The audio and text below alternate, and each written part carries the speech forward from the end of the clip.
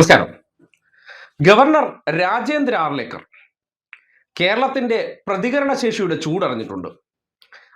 പലയിടങ്ങളിലും SFIയുടെ യുവത്വങ്ങൾ സർവകലാശാലകളിൽ നടത്തുന്ന തോന്നിവാസത്തിനെതിരെ പ്രതിഷേധങ്ങൾ നടത്തുന്നതിനോടൊപ്പം തന്നെ പൊതുപരിപാടികൾ ചെന്നു കഴിഞ്ഞാൽ, ഇവിടെ ക്യാമ്പസുകളിലെ പൊതുപരിപാടികൾ ചെന്നു കഴിഞ്ഞാൽ ഇവിടെ ചോദ്യങ്ങൾ ഉണ്ടാകും എന്ന് തിരിച്ചറിഞ്ഞിരിക്കുകയാണ്. അദ്ദേഹം എറണാകുളം സെന്റ് തെരേസസ് കോളേജിൽ ഒരു പരിപാടിയിൽ പങ്കെടുക്കുമ്പോഴാണ് ഈ അടുത്ത കാലത്ത് കേരള സർവകലാശാലയിൽ ഒരു ജാതി വിവേചനം ഉണ്ടായത് നിങ്ങൾ അറിയാലോ. ആ ജാതി വിവേചനവുമായി ബന്ധപ്പെട്ട് ഒരു പ്രൊഫസർ നടത്തിയിരിക്കുന്ന ഇടപെടലിനെ കുറിച്ചുള്ള ചോദ്യങ്ങൾ വന്നപ്പോൾ രായാവ് ഒന്ന് വിയർത്തു. എന്നിട്ട് ആ ചോദ്യം ചോദിച്ച കുട്ടിക്ക് നേരെ അസഹിഷ്ണുത കാണിക്കുകയാണ്. എന്താണ്, നമ്മളടുത്ത് ഈ രാജ്യത്ത് ഒരിടത്തും ഇങ്ങനെയുള്ള ഒരു ആചാരമില്ലല്ലോ, ഞങ്ങൾ അങ്ങോട്ട് കൽപ്പിക്കും, അത് ഇങ്ങനെ താണു വണങ്ങി സംഘികളെ പോലെ അതങ്ങ് അതേപടി ചെയ്യുന്ന അടിമകളാണ് ഈ നാട് മൊത്തമെന്ന് ആർലേക്കർ കരുതിയിരുന്നിടത്താണ് ഇന്ന് കോളേജിൽ നിന്ന് വളരെ ശക്തമായിട്ടുള്ള ചോദ്യങ്ങൾ ഉണ്ടായപ്പോൾ ആ ചോദ്യങ്ങളെ റദ്ദാക്കാൻ വേണ്ടി ആർലേക്കർ തിരിച്ച് ആ കുട്ടിയെ പ്രതിരോധത്തിലാക്കാൻ ശ്രമിച്ചെങ്കിലും ഈ നാട്ടിലെ മാധ്യമങ്ങൾ റിപ്പോർട്ട് ചെയ്ത വാർത്തയിൽ എന്താണ് ഒരു ചാൻസലർ ചെയ്ത കാര്യത്തെക്കുറിച്ച് ചോദിക്കുമ്പോൾ അദ്ദേഹത്തിന്റെ മറുപടി നിങ്ങൾ കാണേണ്ടതാണ്. ഇത്രയേ ഉള്ളൂ. 4 ചോദ്യങ്ങൾ നേരിട്ട് ചോദിച്ചാൽ സംഘികളുടെ ഏത് മാതൃകാ പുരുഷൻ അവിടെ വീണ് ഉടഞ്ഞിരിക്കും. എറണാകുളം സെന്റ് തെരേസാസ് കോളേജിലെ വിദ്യാർത്ഥികളുമായുള്ള സംവാദത്തിനിടെ കയർത്ത് ഗവർണർ രാജേന്ദ്ര ആർലേക്കർ കേരള സർവകലാശാല സംസ്കൃത വകുപ്പ് മേധാവി CN വിജയകുമാരിയുടെ ജാതിയാധിക്ഷേപ പരാമർശത്തിൽ സർവകലാശാല ചാൻസലറായ ഗവർണർ എന്തുകൊണ്ട് ഇടപെട്ടില്ല എന്ന ഒരു വിദ്യാർത്ഥിയുടെ ചോദ്യമാണ് ഗവർണറെ പ്രകോപിപ്പിച്ചത്. ജാതിയാധിക്ഷേപം നടന്നിട്ടില്ല എന്ന് മാത്രം ഉത്തരം നൽകി ആർലേക്കർ സംവാദത്തിൽ നിന്നും ഒഴിഞ്ഞു മാറുകയായിരുന്നു. Recently, 3 months back, in Kerala University, a Sanskrit dean named CN Vijayakumari denied to sign thesis of a student named Bipin Vijay, saying, why do you need a doctorate in your name if you have a Pulaya surname? She made a casteist remark. Moreover, a BJP syndicate member named Vinod Kumar made another casteist remark in front of the media and the public.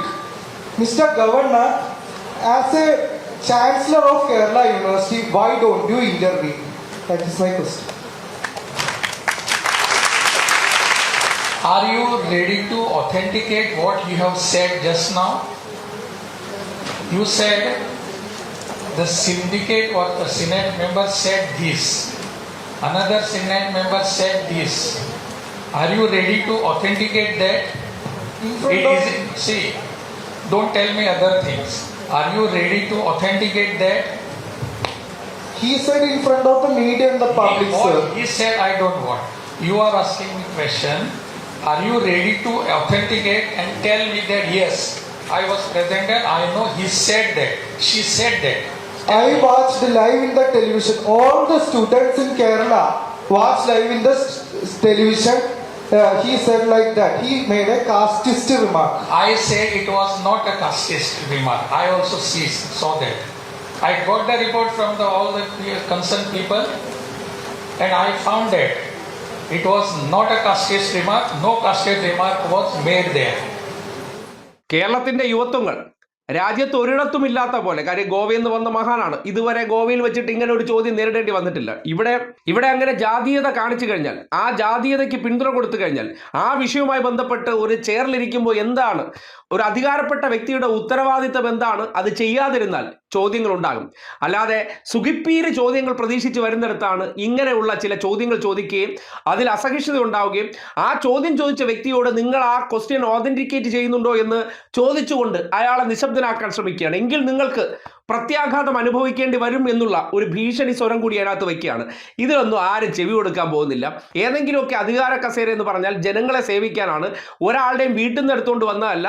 ഈ നാടിൻ്റെ നികുതിപ്പണം കൊടുത്തിട്ട് ആ ചോദ്യം ചോദിച്ച കുട്ടികൾ ഉൾപ്പെടെ നൽകുന്ന നികുതിയിലാണ് ഈ ഗവർണർ പദവിയിൽ ഇരുന്നിട്ട് അദ്ദേഹം മാസാമാസം ലക്ഷക്കണക്കിന് എണ്ണി വാങ്ങിച്ചുകൊണ്ട് പോവുകയും ദൂർത്തടിച്ച് കളയുകയും ചെയ്യുന്ന പൈസ ഉണ്ടാകുന്നത്. കാര്യം ഒരു ഗവർണർ ഓഫീസ് എന്ന് പറഞ്ഞാൽ, അല്ലെങ്കിൽ രാജ്ഭവൻ എന്ന് പറഞ്ഞാൽ, കഴിഞ്ഞ കുറേ കാലമായിട്ട് ഈ നാടിൻ്റെ നികുതിപ്പണം ദൂർത്തടിക്കുന്ന ഒരു കേന്ദ്രം എന്നതിനപ്പുറം ഒരു ചുക്കിനും ചുണ്ണാമ്പിനും കൊള്ളാത്ത ഓഫീസാണ്, ഒരു പദവിയാണ്. ആ പദവി കൊണ്ട് നാടിന് എന്ത് ഗുണമുണ്ടെന്ന് ചോദിച്ചാൽ ഒരു ഗുണവും ഇല്ല. ഈ നാട്ടിൽ ചിലരെയൊക്കെ നികുതിപ്പണം കൊടുത്തിട്ട് അധികാര കസേരയിൽ ഇരുത്തി നമുക്ക് തീറ്റിപ്പോറ്റാവുന്നുള്ള ഒരു പദവി മാത്രമാണ് ഗവർണർ പദവി. ആ ഗവർണർ പദവി പണ്ട് ബ്രിട്ടീഷ് കാലഘട്ടത്തിൽ തുടങ്ങി വെച്ച ആ ഒരു സിസ്റ്റം ഇന്നും നമ്മൾ മുന്നോട്ട് കൊണ്ടുപോകുന്നത് ചില വിധേയത്വത്തിന്റെ ഭാഗമാണ്. ആ വിധേയത്വത്തിനാണ് ഇതുപോലുള്ള വ്യക്തികൾക്ക് സമൂഹത്തിനകത്ത് വിസിബിലിറ്റി കിട്ടുന്നത്. അതിനപ്പുറത്തേക്ക് ഈ പറയുന്ന ഗവർണർ പദവി കൊണ്ട് ഈ നാട്ടിലെ ജനങ്ങൾക്ക് 10 പൈസയുടെ ഗുണമുണ്ടോ എന്ന് ചോദിച്ചാൽ ഒരു ഗുണവും ഉണ്ടാകുന്നില്ല. ഈ ഒരു വ്യക്തിക്ക് വേണ്ടി അല്ലെങ്കിൽ ഈ രാജ്ഭവൻ എന്ന് പറയുന്ന സംവിധാനത്തിന് വേണ്ടി മാസാമാസം കോടികളും ലക്ഷങ്ങളും പൊടിച്ചു കളയുന്ന എന്തിനെന്ന് പറഞ്ഞാൽ ഒരു ഉപയോഗവുമില്ലാതെ സമൂഹത്തിനകത്ത് ആ പദവി ഉപയോഗപ്പെടുത്തിക്കൊണ്ട് വിദ്യാഭ്യാസ സ്ഥാപനങ്ങൾക്കകത്തും സർവകലാശാലകൾക്കകത്തും ജാതീയത കാണിക്കുന്നവരെ സംരക്ഷിക്കാൻ വേണ്ടിയും അല്ലെങ്കിൽ അത്തരം പ്രവർത്തനങ്ങൾക്കൊക്കെ സഹായം ചെയ്തു കൊടുക്കുന്ന കേന്ദ്ര സർക്കാരിന്റെ ഒരു ഏജന്റ് മാത്രമാണെന്ന് കൃത്യമായി ബോധ്യപ്പെടുന്ന ഒരു പദവി. ആ പദവിയിലുള്ളവർ രാഷ്ട്രീയ ഉദ്ദേശത്തോടു കൂടി ഇരിക്കുന്ന സന്ദർഭത്തിൽ നേരിട്ട് അവരുടെ അടുത്ത് ചോദ്യങ്ങൾ വന്നാൽ പല കാര്യങ്ങൾക്കും അവർക്ക് ഉത്തരം ഉണ്ടാകില്ല. അതിനെക്കുറിച്ച് ന്യായീകരിച്ച് മെഴുകേണ്ട ഗതികേട് വരും. ചോദ്യങ്ങൾക്ക് കൃത്യമായിട്ട് ഉത്തരം കൊടുക്കാനുള്ള ശേഷി ഉണ്ടാകത്തില്ല എന്ന് ആ ഒരൊറ്റ സന്ദർഭം തെളിയിക്കുകയാണ്. എന്തായാലും അപ്രതീക്ഷിതമായിട്ടാണെങ്കിലും ഗവർണർ എന്നുള്ള നിലയ്ക്ക് എന്നോട് വിധേയത്വം അല്ലെങ്കിൽ വിനീതദാസന്മാരായി ചോദ്യം ചോദിക്കുമെന്ന് കരുതുന്നിടത്ത് ശക്തമായ ചോദ്യം ചോദിക്കുന്നവരാണ് ഈ നാട്ടിൽ യുവത്വമെന്നും ഗവർണർ ഉൾപ്പെടെയുള്ളവർ ചെയ്യുന്ന പല കാര്യങ്ങളോടും വിദ്യാർത്ഥി സമൂഹത്തിന് എത്രത്തോളം എതിർപ്പുണ്ടെന്നും ആ ചോദ്യം കൃത്യമായി തെളിയിക്കുന്നുണ്ട്. അതിനു മുന്നിൽ അദ്ദേഹം വിറച്ചു പോയതും അതുകൊണ്ടാണ്.